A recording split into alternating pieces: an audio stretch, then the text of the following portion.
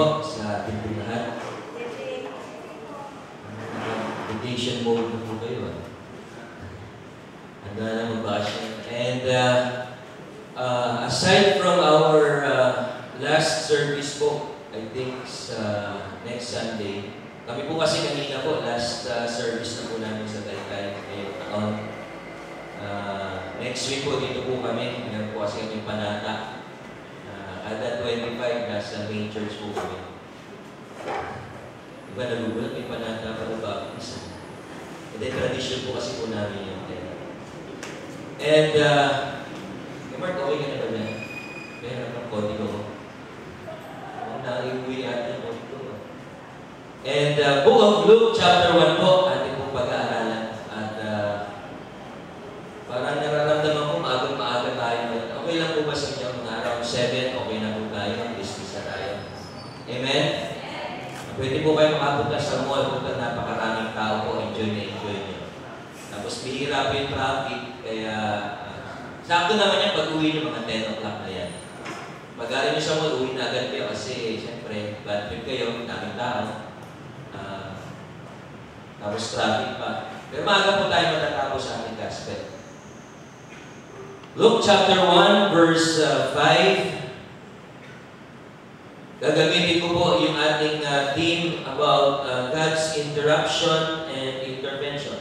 Ayun pa rin po ba? Natatandaan niyo po? Luke chapter 1 verse 5. There was in the days of Herod, the king of Judea, a certain priest named Zechariah of the course of Abijah. And his wife was of the daughters of Aaron, and her name was Elizabeth. And they were both righteous before God, walking in all the commandments and ordinances of the Lord blameless. And they had no child, because that Elizabeth was barren, and they both were now well stricken in years. And it came to pass that while he executed the priest's office before God in the order of his course, according to the custom of the priest's office, his lot was to burn incense when he went into the temple of the Lord. And the whole multitude of the people were praying without at the time of incense. Verse 11, and there appeared unto him an angel of the Lord standing on the right side of the altar of incense. And when Zechariah saw him, he was troubled, and fear fell upon him. Lord, sa gabi pong ito, Panginoon, hayaan mo, O Diyos, na patuloy namin maunawaan, patuloy namin maintindihan ang parte mo, Panginoon, yung pinakamalaking parte mo o bahagi mo sa buhay namin bilang mga tao. Kaya mo, Panginoon, yung oras nito, ang iyong banal na Espiritu ay patuloy na mangungusap sa amin sa aming pag-aaral ng salita sa pangalan ng Jesus. Amen. I entitled our lesson po ngayong gabi ito, My Unexplainable Situation, God's Interruption and Intervention. And tinitingnan ko po yung pagkakaiba. I'm not sure kung may nakita na po kayong difference ng dalawang word yun. Intervention tsaka interruption. Alam ko marami rito ating mga English medyo oriented kayo, well-oriented kayo sa English. Tama po ba? Iba talagang minamaster ang English subject. May konting difference ang napansin, pero alam ko sa inyo meron din kayo nakikita. Ano po? Now, I asked a definition ng word intervention at interruption. The first meaning po, yung intervention, sabi nito, any interference that may affect the interests of others. Then, kinuha ko naman yung interference na meaning, sabi roon, to act reciprocally so as to augment or diminish or otherwise affect one another. Then, another definition ng word na yun, parang combination ng intervention at interference, sabi roon, an action in between. Yung meron daw ginagawa doon sa pagitan ng isang bagay. Right? Or isang sitwasyon. Then interruption. Sabi nung, it is a temporary cessation, intermission, or suspension. To cause a temporary cessation. Sa inyo pong palagay, meron po bang malaking kaibahan or difference yung interruption at yung intervention? May idea po ba kayo? Pwede po ba tayo magkaroon ng konting sagutan? In intervention, ano po yung pagkakaalam ninyo when it comes to intervention? Yung literal lang muna po, wala po muna sa Panginoon. Okay? Yung word na intervention, ano po yung pagkakaintindi niyo po doon? Yan, salamat. Maganda po niya idea yan eh. Talaga. Parehas halos doon sa nakuha kong meaning. Ay, habang yung interruption po, ano po naman? Ayan, ganda rin po. Okay, ganda. Meron po ba? Is there a big difference? Is there a big difference tong intervention and interruption? Meron po, no? Meron po. Now, let's go to God's intervention and God's interruption naman sa buhay natin. Okay? Maya na namin po pag-aralan yung kay Zechariah at Elizabeth. Okay? Tanungin ko lang muna po kayo, when was the last time, kung naaalala nyo, total malapit na po magtapos ang taon, I think, exactly 13 days, tapos na po yung 2016. But when was the last time you feel or you experience that God is doing some intervention in your life? Kinuha ko po, may kinuha kong Tagalog dito eh. Yung pumagitna siya. Okay, pumagitna. Tama po ba yung aming yung translation ko sa intervention, pumagitna? Okay. Or kung meron po kayo, ayun lang po sa akin, that's my opinion. Yung pumagitna ang Panginoon sa buhay ninyo po. Meron po ba? Is there a season or a time na naalala kayo? Ay, salamat po sa response. May tatlo. Right? Sa isang sitwasyon ng buhay, may naalala po ba kayo?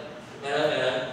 Katatapos lang ang seasons for the family, kailan po naalala ninyo na pumagitna naman ang Panginoon doon sa inyong relasyon sa inyong pamilya? Meron? O hanggang ngayon nararamdaman niyo po yun? Meron? Okay, meron. How about sa isang misyon? Pakisabi mo nga misyon? Misyon. Kasi I believe, sa akin pong puso, pag tayo ay naging mananampalataya, bibigyan tayo ng isang minsan iba tawag ng toka eh. Toka. Alam niyo po yung toka? Hindi po yung toka nga. Toka. Yun lang po yung naalala kong term eh. Parang, ano yung toka sa ibang term? Assignment. Okay, assignment. God will give us an assigned or duty. Assignment or duty. Ang lalim mo si toka eh. Toka. Assignment or duty, pag ikaw ay mananampalataya na, at dapat ginagampanan natin yun. Naniniwala po ba dapat ginagampanan natin yung assignment natin? Tama po ba? Yes. Tama po ba? Dapat ginagampanan natin. Kasi siya yung sabi ng Bible, hindi naman siya nakapagtapos ng any degree regarding education, but we call him the teacher. Okay? Naalala niyo po ba yun? So, ibig sabihin, this teacher, si Jesus, will give us an assignment at tayo bilang mga estudyante na tumatawag sa kanyang guro, dapat gawin yung assignment na yun. May natanda po ba kayo, he-intervene or he intervenes doon sa mission na yun ng Panginoon? Meron ba? Mamaya po, we will dig deeper kung talagang nagagawa natin at nagagampanan natin yung mission na yun. Now, when was the last time you feel or you experience God and He is making some interruption in your life? Meron ba? Kanina po, ginawa kong example sa church, yung referee. Sa isang ball game or sa isang sports, madalas ito sa mga group games, laging may referee. Sa chess ko ba may referee?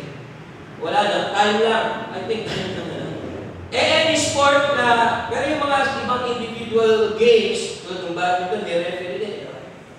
Pagka yung referee po ba ay pumito, ano ang ginagawa niya? Nag-intervene po siya o nag-i-interrupt siya ng game? Ha? Pag pumito siya, nag-basketball, ping! Siyempre, pumito lang, Anong tawag yung interruption or intervention? Intervention. Intervention. Diba? Bakit?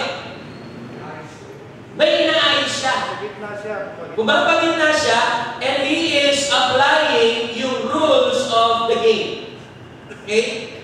Pero kailan po pwede mangyari ang interruption doon sa isang basketball game, for example? When there is an injury. Pag may injury. False mature. Okay? False mature of the court. Pero may pagkakataon, tuloy-tuloy pa rin yung game. Iaalis lang yung injured player, pero tuloy pa rin, magkakaroon ng tinatawag natin kanina meaning temporary cessation of the game or suspension of the game. But the game will still continue.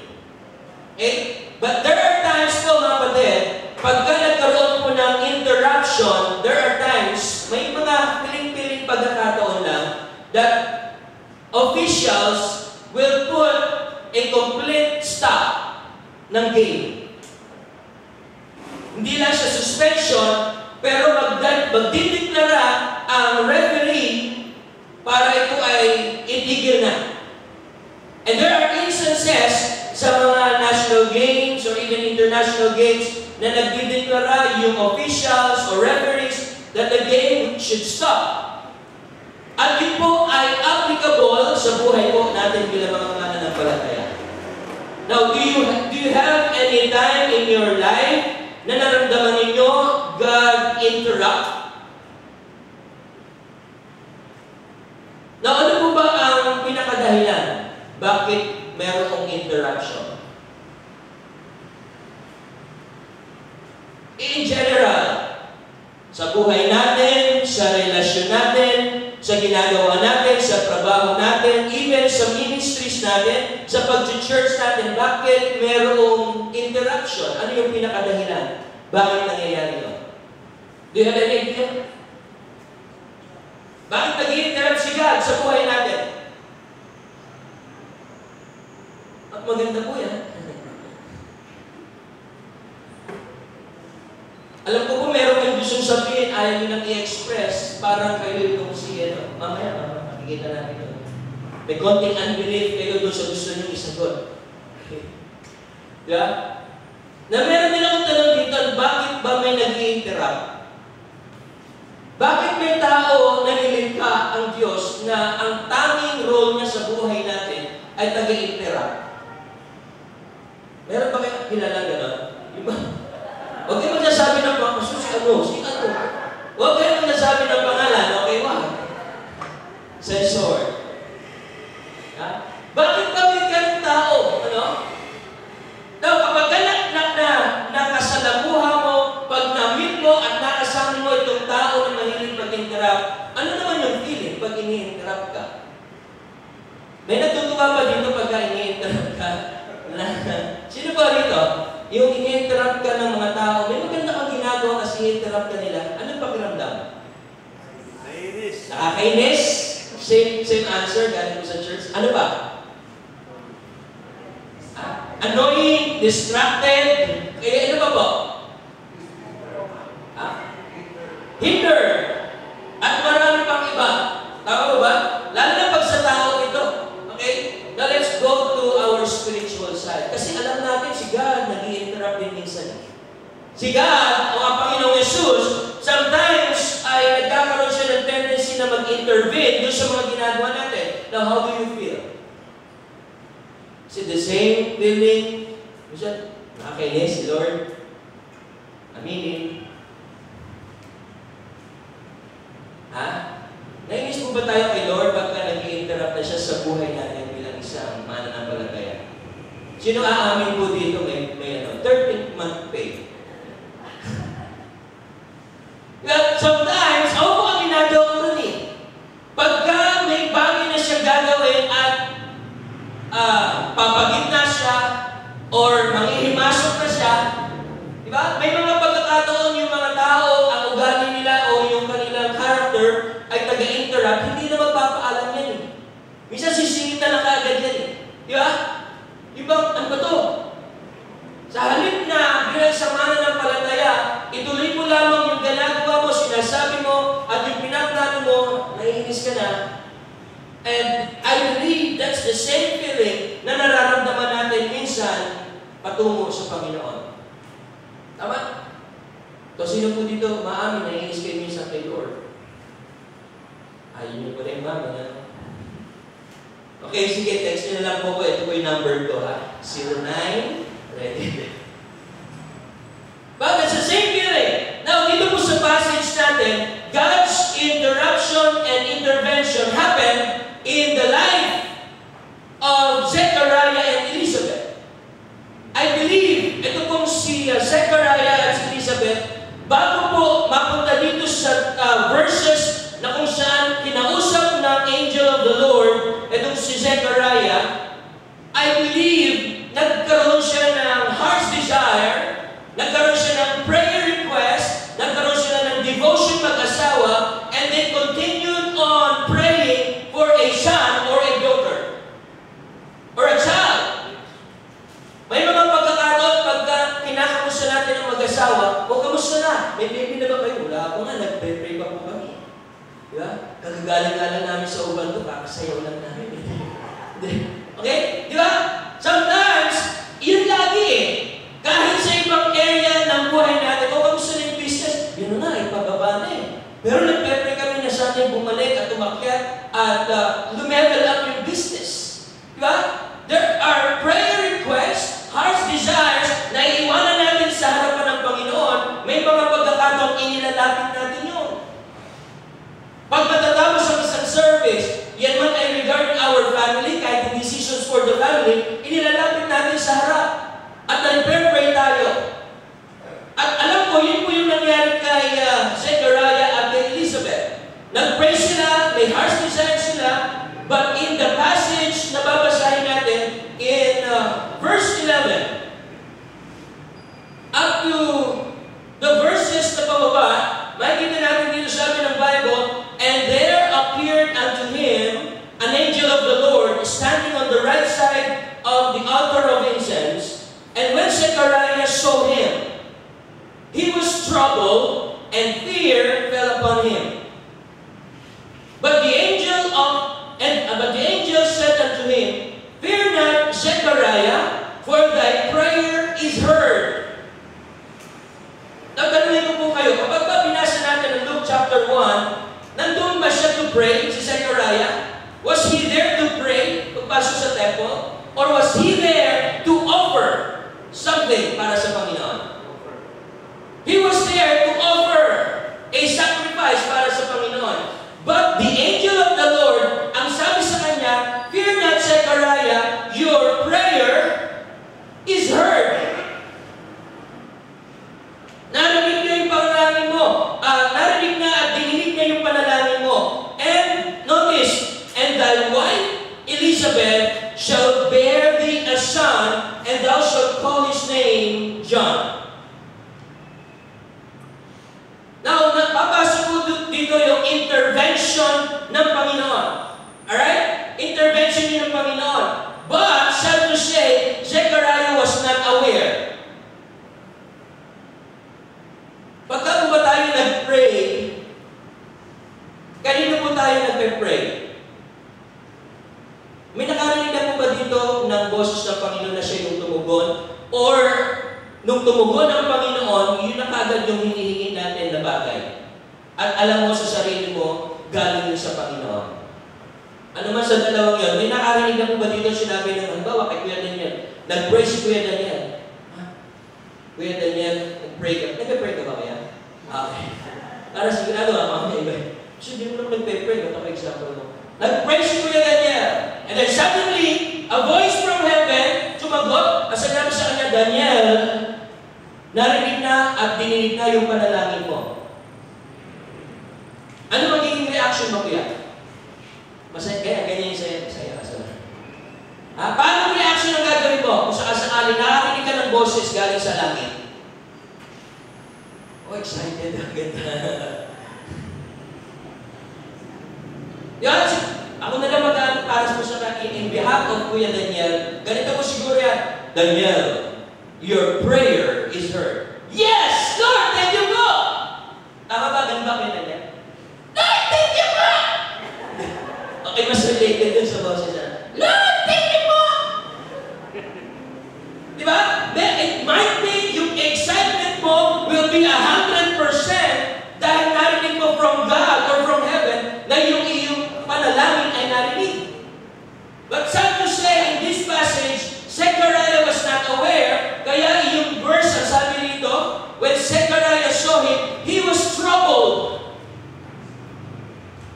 Pero yun yung pupasok ka sa church, ang pakiramdam niya may multo.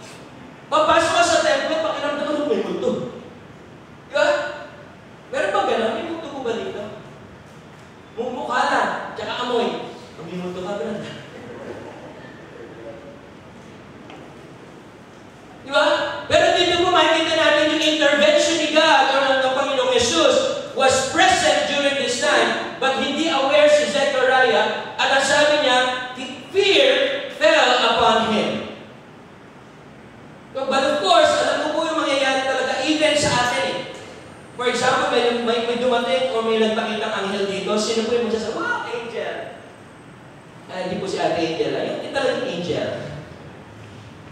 Pag nakakita ng angel dito, sino yung mag-i-stay? Yung mag-i-stay dito, tapos yung ma-amazing sa kanya. Tapos lalapit ko, sabi naman kay Jesus, baka close kayo, i-pray ko. O tayong lahat, pati ako siguro tatakbo eh, no? May angel dito. Maybe that's the same feeling na naramdaman ni Zechariah, pero ang sabi ng angel, fear not. Now, when we're not allowing God's moving, may tatlong bagay po na mangyayari. Alright? And in the life of Zechariah, tingnan po natin. In verse 16, ito po yung mangyayari. If we will not allow God's moving or God's presence in our lives. Verse 16, ito po.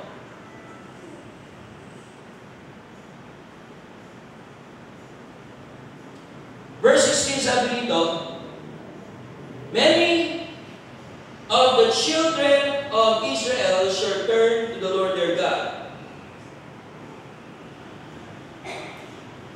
Tama ba? Tama ba ako? Sabihin ko muna po yung first point ko, akin natin yung verse.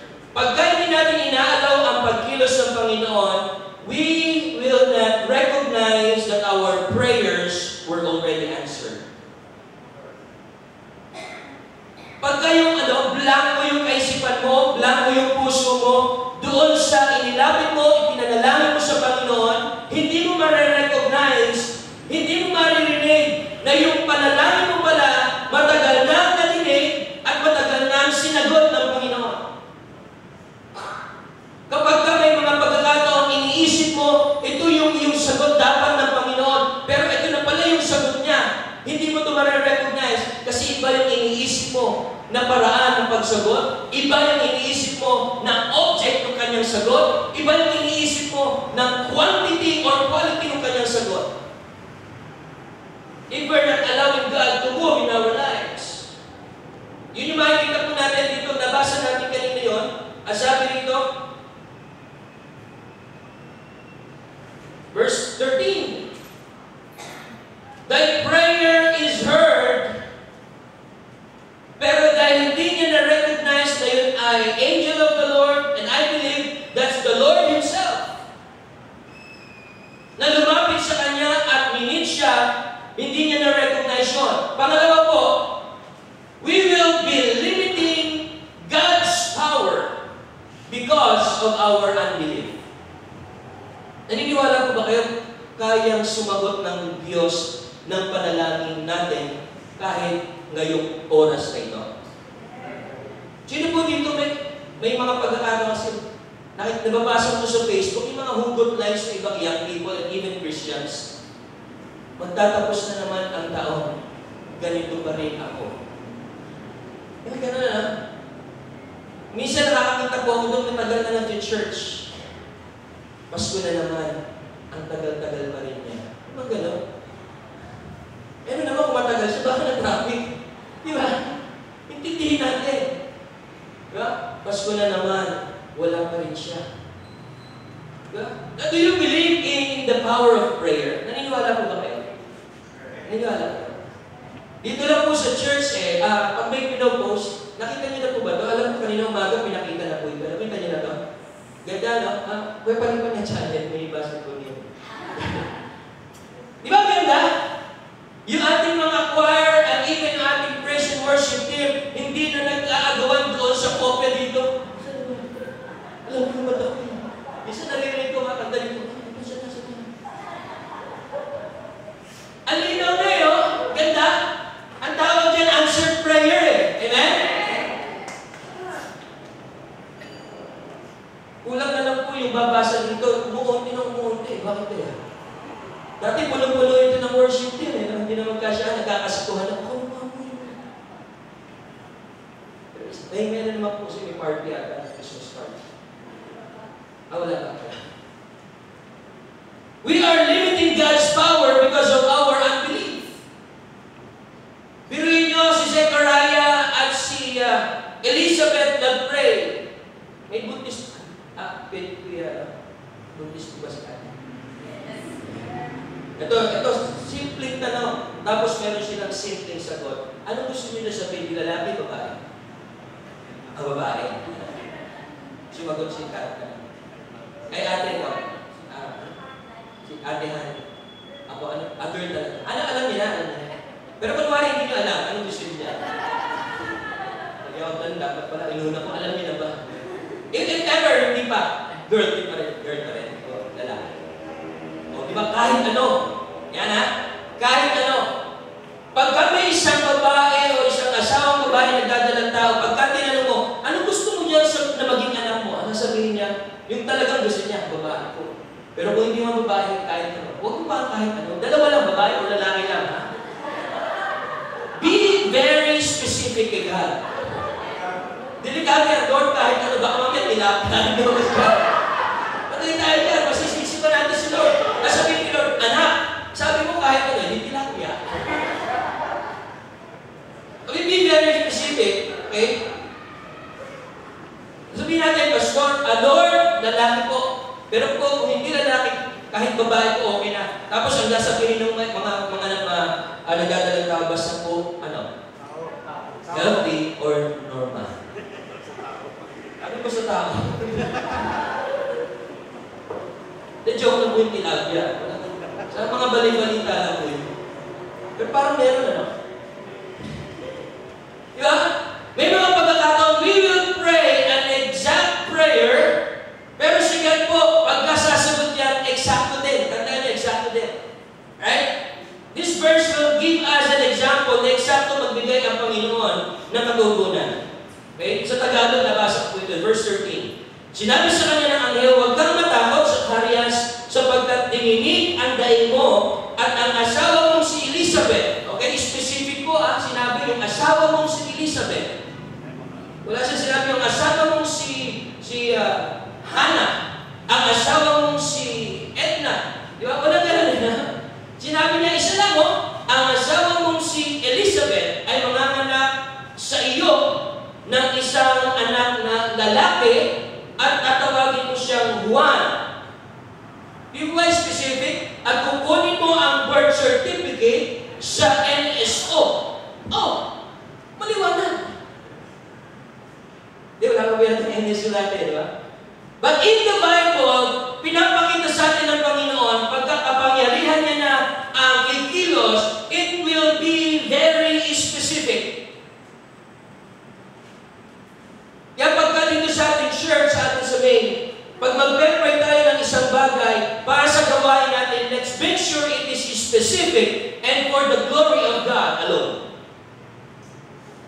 Kasi pagka hindi natin inalaw ang intervention ng Panginoon, we are limiting God's power because of this unbelief. And number 3, we will also hinder. Kanina po narinig ko, yung term or yung word na hinder or hindrance doon sa ating intervention and interaction. We will also hinder ourselves or we will not allow ourselves to spread the good news or the blessings. Pagka hindi mo inalaw ang Diyos sa buhay mo, ikaw lang mismo ang makaka-experience noon. Pero mind you, hindi ka masyadong masaya. Meron po ba dito nakatanggap kayo ng blessing, sinarili nila? Uy, may blessing ka. Ano masasabi sa iba? Oo, sige, ano lang ha? O kapag kayo ay asawang babae, sinasabi mo sa asawa mo lalaki, uy, may blessing tayo. Then si lalaki, tatay, minsan na-spread out dito sa mga bata. Hey kids, sabi ni mami, may blessing daw tayo. Yeah. Tapos may magsasabi niya, may blessing kami. Mga ganun ba? So it is being spread out. Pero during this time, dahil sa unbelief, nitong si Zechariah, in verse 20, may kita natin dito, sabi nito, and behold, thou shalt be dumb and not able to speak until the day these things shall be performed, because thou believest not my words, which shall be fulfilled in their season. Meron po ba dito nakatanggap kayo ng blessing na lungkot kayo? Ay, blessing. Yung nakatanggap kayo ng 13th month pay, sa halip na matuwa kayo, ay, pira ng 13th month pay. Tapos gumigilit na yung luha na, no? Hindi ko kaya po eh. Diba? Or, ang ginawa ninyo, tinawag nyo si pamilya, tinawag nyo si nanay, si tatay, si lolo, si lola, si auntie, tito. Celebrate tayo. May 13th month pay ako. Hindi ko ina-expect ito. Pero tinugon ng Diyos yung panalangin ko na makatanggap ako nito. Tara, celebrate tayo. Masarap mo ba mag-celebrate ng marami? Amen? O mas gusto niyo mag-isa kayo sa celebrate, nagpapaputok pa kayo ng party popper. 13th month pay ako. Kasi itong si Zechariah, nung binanggit na magkakaanak ka na, nalungkot pa natakot pa Diba? Natakot siya kasi hindi niya naalala, nag-pray siya before. Now God is answering his prayers or their prayers, unaware of God's intervention. Hindi niya may spread yung good news, hindi niya may spread yung blessing. But when we allow God's interruption, we will benefit in His intervention. We believe it. Sino po dito gusto nyo mag-intervene or bumagit na ang Panginoon sa lahat ng aspeto ng inyong buhay? Pakitaas na kamay.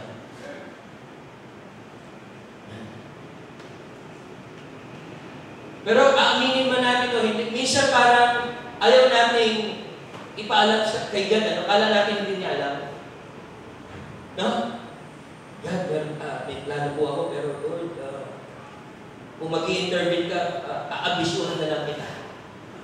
Pero ba gano'n? Parang hindi natin alam kaagad ni Lord. Kahit hindi mo pa man pinagpaplanuhan ngayon at bukas mo paplanuhin, alam niya may plano ka para bukas. Hindi mo man planuhin bukas at sabihin mo, di ba, ipopospone ko yung plano para hindi niya malaman. Next week ko pa planuhin ito. Para bang hindi natin alam na alam niya yung alam natin. Basta alam ko ba yung alam niya na alam ko, pero hindi ko gustong ipaalam sa kanya. Intindihan mo ba?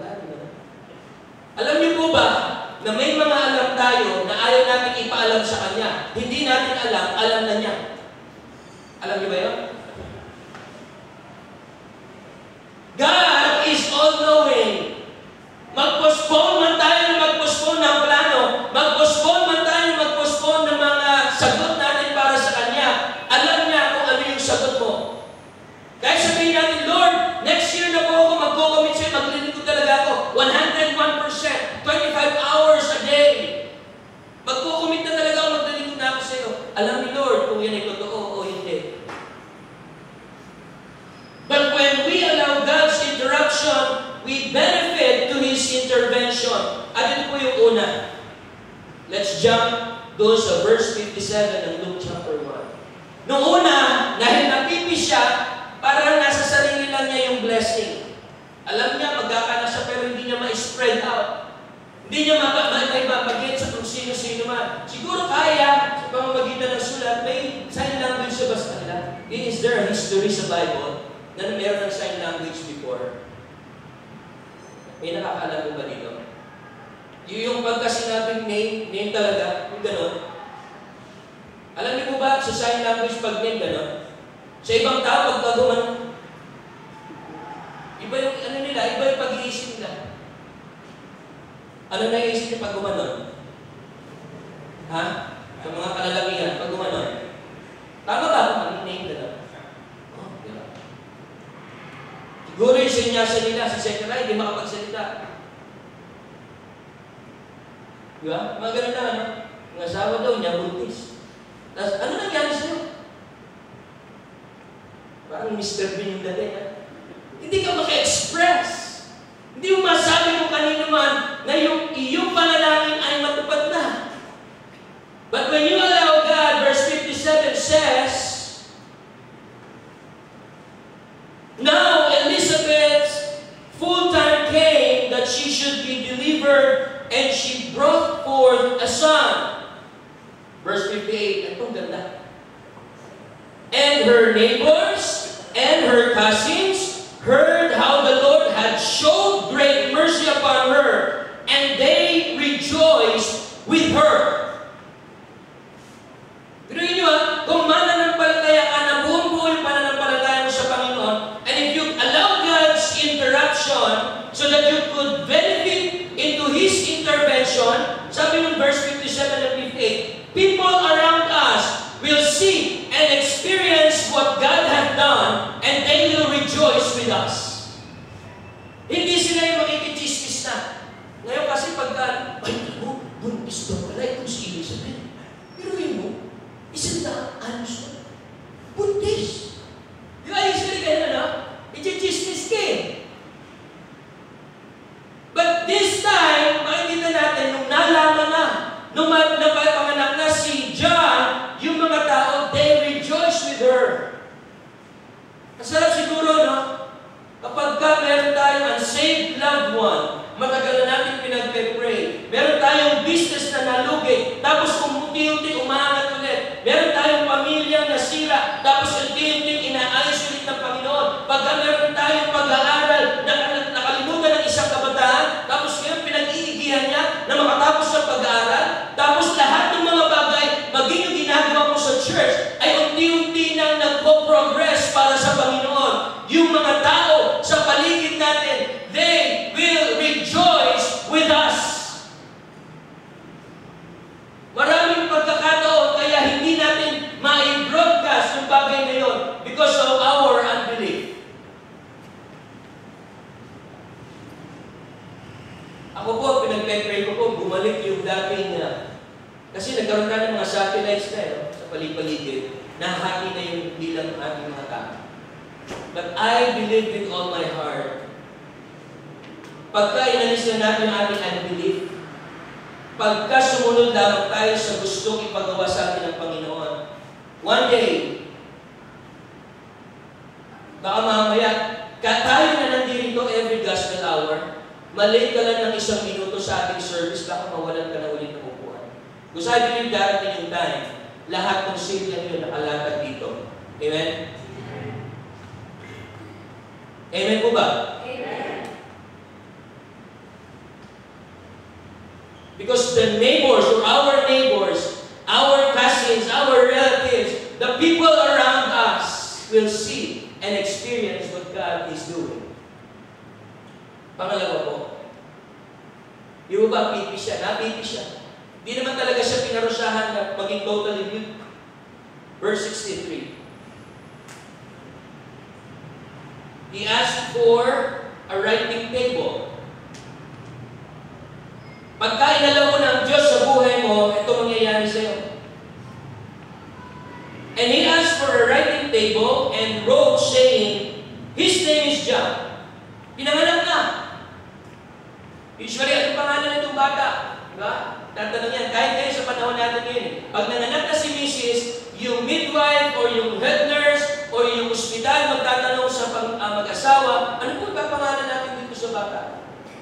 Ang tanging nakaalam ng pangalan nung anak, na ipapanganak ni Elizabeth, ay si Zechariah. Kasi sa kanya nakapangusap ang angel of the Lord. Eh dahil hindi siya makapag-express, pinarusahan siya for how many months? He asked for a writing table. Sinulat niya the name John.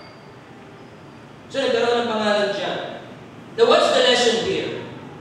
And what's the lesson for Zechariah? Verse 64, and his mouth was opened immediately, and his tongue loosed, and he spake and praised God. Second lesson, you will be ashamed because of unbelief. Pagka wala kang pananalig at pananampalataya sa Panginoon, doon sa mga binigay mo sa Kanya, pinanalangin mo sa Kanya, you will be ashamed of your unbelief. Yet, you will be amazed and you will experience relief. Ay, sabi nga relief. Ay, hindi po ito yung bigas, noodles, sardinas. Hindi po yun yun. Okay? Maiinsan ka ng bigat sa iyong dibdib. Naka-experience na ba kayo yung huminga ng malalim? Yung nagbuntong hininga.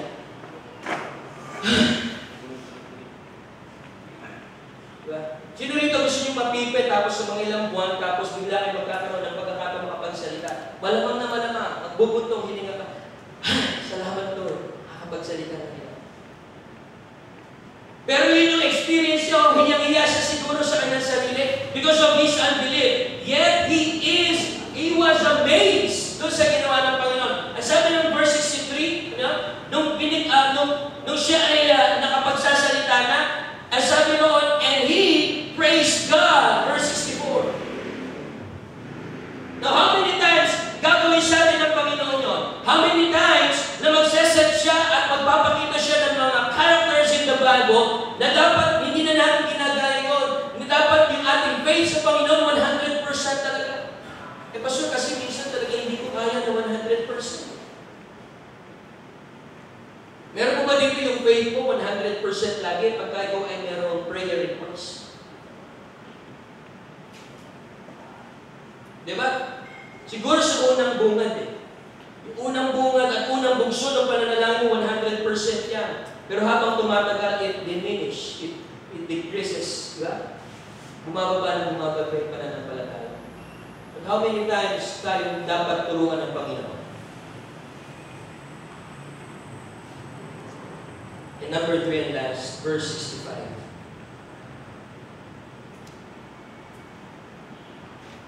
And fear came on all that dwelt round about them, and all these sayings were noised abroad throughout all the hill country of Judea.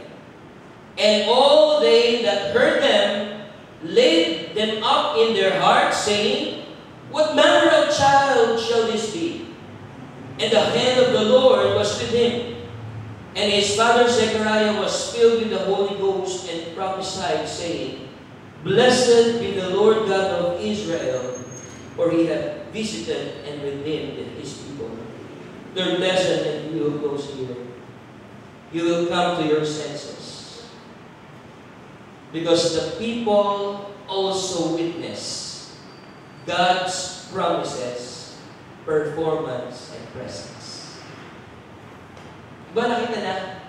Matagal nang walang anak si Elizabeth at si Zechariah, and then suddenly manganganak siya in their old age. Tapos malalaman pa ng maraming tao kahit si Zechariah ay hindi makapagsalita at makapag-express.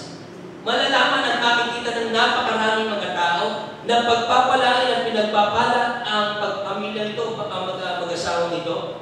Ngayon kung hindi pa rin sila natatauhan, sino kaya magpapaalala sa kanila? Uy, Zechariah, uy, Elizabeth, di ba pinagpala na kayo? Di ba pinaguna yung prayers niyo? Di ba yung mga tao sa paligid? Meron mo ba kayong kilala, pinagpala siya, pero hindi pa rin siya makapaniwala? Anong ginagawa niyo sa kanila? Meron ba dito nakapasa ng exam? Hindi niya inaasahan na makakapasa siya ng exam. Pero ikaw, alam mo, pasado siya sa exam, hindi siya makapaniwala.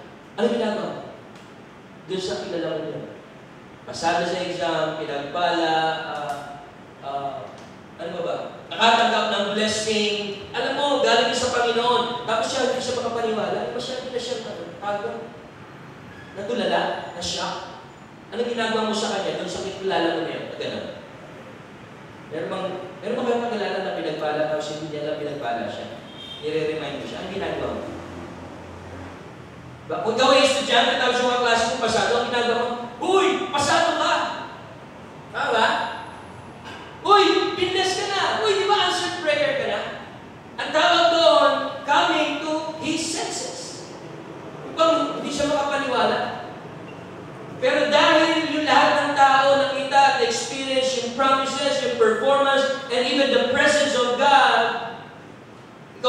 sarili mo, natatawa ka na.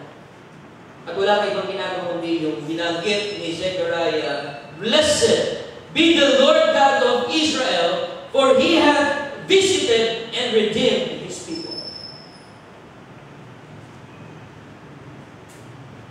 When you are on your unexplainable situation, just allow God's interruption and His intervention. Ngayong gabi pong ito, would you want God to do it for you right now? Make your decision tonight. Tayo tayo.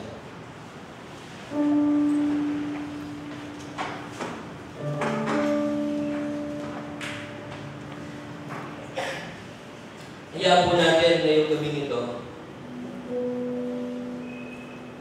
Not yet sure kung meron tayong gospel service on the 25th. Kung meron man, maganda pa rin. We will still be reminded of so many things about God's interruption and intervention in our life. But if not, kung halimbawa wala tayong gospel hour service on the 25th, ano hihintay natin? Yung first Sunday of January? Or pupunta ka ng isang prayer meeting service kung yung hindi ka usually nagpupunta ng prayer meeting? Just to say to God, or just to tell God, right now I'm allowing you to intervene. Interrupt me. Kung kinakailangan mo kong bigyan ng full stop, I will. If it's just a temporary suspension or cessation of what I'm doing, siguro, makikinig na ako sa iyo, Lord. But don't be like Zechariah. He already met the Lord through that angel. Pero hindi pa rin siya aware. Nabanggit ko pong one time sa church, taytay, sabi ko, madami sa atin naglilingkod. Pero hindi marunong sumunod. Marami sa atin nagpe-pray, pero hindi marunong sumunod sa Panginoon. Kasi hindi naman pwede nag-pray tayo and then we will just wait for His answers. Kasi naniniwala ko, when we pray, hindi papagawa sa atin ng Panginoon. Kaya nag-pray ka, o itong gawin mo para mapasayo. Itong ipinag-pray mo at hinihingi mo at dinidesire ng puso mo. Pero kung hindi natin susundin yun, babalik tayo sa basic, babalik tayo sa 0, then 1, 2, 3, 4, 5, 6, so on and so forth. Dami sa atin at church just to be strengthened or be fed up ng salita ng Panginoon. Pero pag narinig na yung salita ng Panginoon, wala, hindi tayo susunod. Why not allow God to interrupt us and intervene? Sino ba magbe-benefit noon? Si God? Ang Panginoon ba magbe-benefit noon pagka inalaw natin siya? Or tayo? So ngayong gabi kong ito, we will close our service with a prayer. Pero kung kinakausap ka ng Panginoon and you want God to intervene, maganda intervene na lang, hindi pumagit na, and then ihahatid tayo ng Panginoon from where He wants us to be. Kaysa yung pahintuin tayo ng Panginoon and totally maghintay tayo doon sa Kanyang gagawin. So right now, mga kapatid, it might be regarding your family, it might be regarding your spiritual life, it might be regarding a decision na gagawin mo this coming days, or ano pa man mga bagay na nasa sa iyo ngayon, daladala mo sa iyong puso, bitbit mo sa iyong mga balikat, allow God, right now, na kumilos, mangusap, at tumugon. Kung meron kayong mga bagay na gusto ilapit sa Panginoon, then let's go ahead. Habang pinapakinggan natin itong music for our invitation, and then we will close. Will you come? Meron? Lord God, maaari po mangusap sa bawat sa puso namin. Lalapit kami, Panginoon, sa iyo. Alam mo, Panginoon, ang dala-dala namin. Alam mo, Panginoon, ang dala ng aking kapatid na babae, kapatid na lalaki ng dito ngayong gabi, O Diyos. Marahil, Panginoon, yung kanyang kaisipan, marahil yung kanyang puso, hindi mag-match kung ano bang desisyon ng kanyang gagawin. I believe, Lord God, ngayong gabi, pumapayag na siya, Panginoon, ikaw yung kikilos. Ikaw yung gagawa. Ikaw yung gagalaw, Panginoon. At ikaw, Panginoon, yung mag-aayos ng lahat. Maaari mo ba, Panginoon, patuloy kang pumilos sa aming puso ngayong gabi? Habang tayo patuloy na nanalangin, if you have something in your heart right now that you want to surrender to God, come on. Lapit mo sa Panginoon. If there's something in your heart right now na gusto mong hingin sa Panginoon, gawin na natin po ngayon. Make your decision right now. Make your decision tonight. Come on. Then we will close. Meron po ba?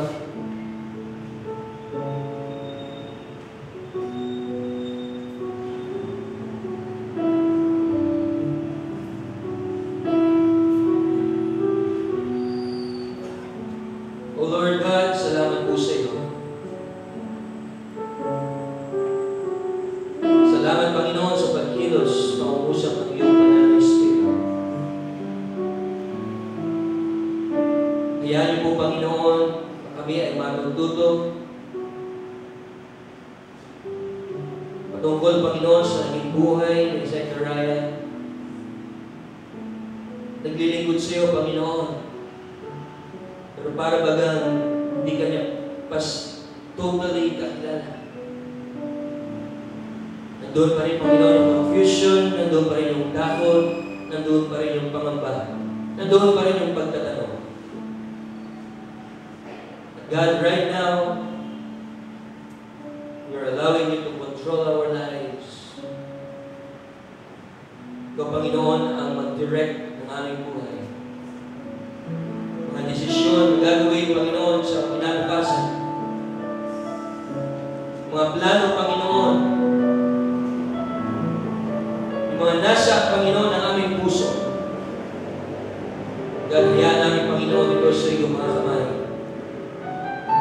We just pray, Lord, your blessings. We just pray, Lord, your intervention right now. Uuwi kami, Panginoon, may hawak kami pangako galing sa iyo. That you will benefit from all of these things. O Lord, salamat sa iyo.